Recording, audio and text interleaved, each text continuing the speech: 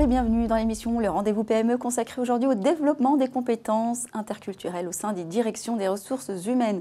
Pour nous accompagner sur ce sujet, l'entreprise Phénicia Conseil, un cabinet de recrutement devenu aujourd'hui une référence pour les candidats africains et du Moyen-Orient ayant choisi de faire carrière professionnelle dans des environnements justement interculturels. Ces derniers sont sectorisés par pays, typologie, compétences. Mais alors, qu'est-ce qu'on entend par compétences interculturelles justement? Quelles sont les valeurs ajoutées pour les entreprises et comment détecte-t-on ces talents dans les process de recrutement? Pour répondre à ces questions, deux intervenants. Déjà pour commencer, Thierry Grosso, président du groupe Phénicia Conseil, bonjour. Bonjour Linda. Face à vous, Paolo Bossi, directeur général de l'entreprise, bonjour. Bonjour Linda. Alors déjà, première question, donc, on l'a dit, vous êtes implanté dans 7 pays, vous êtes finalement leader sur ce secteur, sur le plan international.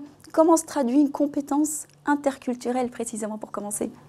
Une compétence interculturelle chez un candidat se traduit par sa capacité à s'adapter à tout mode d'organisation, à tout contexte professionnel et culturel.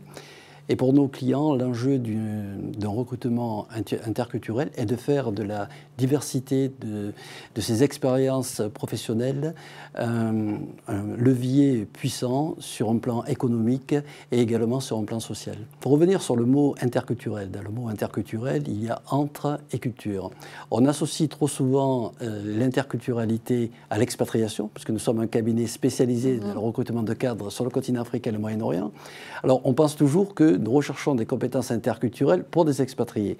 En réalité, dans le même pays, dans toutes les organisations RH, les DRH recherchent véritablement des personnes qui possèdent des compétences interculturelles, des personnes qui ont travaillé dans des environnements différents pour apporter de nouvelles compétences, pour apporter de la créativité et de l'innovation. Alors, ce qui est intéressant dans votre histoire, c'est que Paolo Bossi, par exemple, vous êtes directeur général, mais avant ça, vous avez vous-même travaillé dans plusieurs entreprises avec des cultures différentes. Vous êtes donc bien placé pour nous expliquer comment s'acquiert cette culture dont a parlé Thierry Grosso à l'instant. Voilà, d'abord, il faut dire que l'interculturalité, comme l'a dit bien M. Grosso, c'est le rencontre de plusieurs cultures qui interagissent de façon horizontale. C'est-à-dire qu'il n'y a pas qui est au-dessous de l'autre. Donc vous pouvez favoriser, comme ça on favorise l'intégration et l'interculturalité de deux cultures. Moi j'ai évolué dans plusieurs pays, j'ai eu la chance de travailler dans plusieurs pays et avec plusieurs boîtes, où donc c'était en Europe, c'était en Afrique, et toutes les fois j'ai eu la chance de me confronter avec des différentes cultures. J'ai discuté, j'ai parlé, j'ai écouté, j'ai changé d'avis. Tout ça a évolué mon niveau d'internationalité et d'interculturalité. Grâce à ça, j'ai trouvé aussi des principes, des valeurs humaines très importantes pour moi que j'ai retrouvées aujourd'hui chez Phénicia Conseil.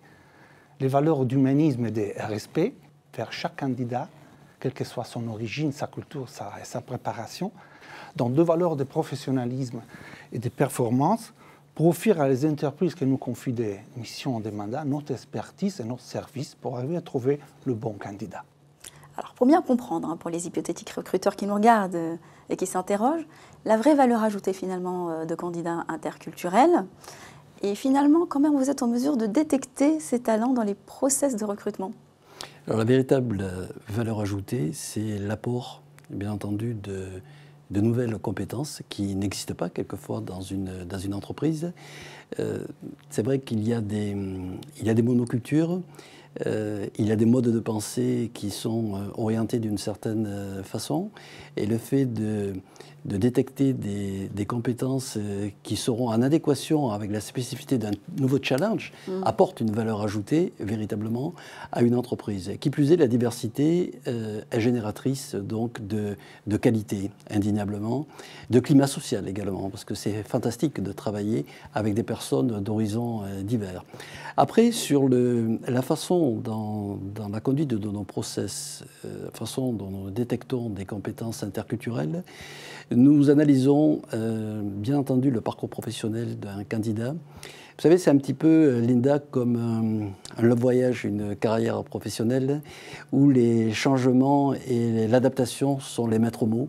Et nous sommes très sensibles à ces candidats qui ont remis quelquefois en cause leur paradigme, qui sont remis en question pour, à un moment donné, engranger de nouvelles compétences.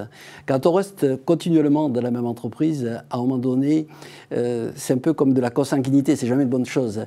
En revanche, nous sommes très orientés vers ces candidats qui n'hésitent pas à considérer le risque comme le moteur absolu de la réussite, à se remettre en question, à rejoindre des entreprises dont la culture est diamétralement opposée à ce qu'ils sont pour réellement évoluer dans le bon sens.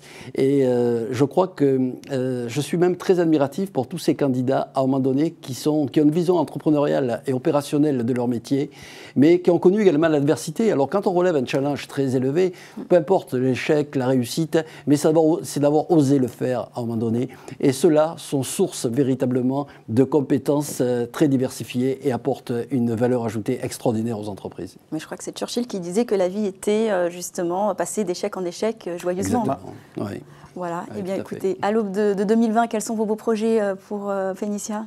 Alors, Phénicia Conseil, à l'aube de 2020, a beaucoup de projets. Alors, parmi les projets les plus stratégiques, c'est notre implantation sur le Maroc. Nous sommes en train de créer un véritable hub du recrutement. Alors, on a été un petit peu retardé parce que j'avais annoncé la même chose l'année dernière, mais là, ça y est. Donc, notre filiale va s'appeler Phénicia Africa. Et c'est un emplacement qui est très stratégique pour nous, car le Maroc a véritablement une passerelle idéale pour intervenir sur toute l'Afrique subsaharienne. Eh bien, félicitations et merci de nous avoir choisis pour l'annoncer. C'est moi qui vous remercie, Linda. Merci à vous de nous avoir suivis sur Le Figaro. On se retrouve bientôt pour un prochain numéro, le Rendez-vous PME.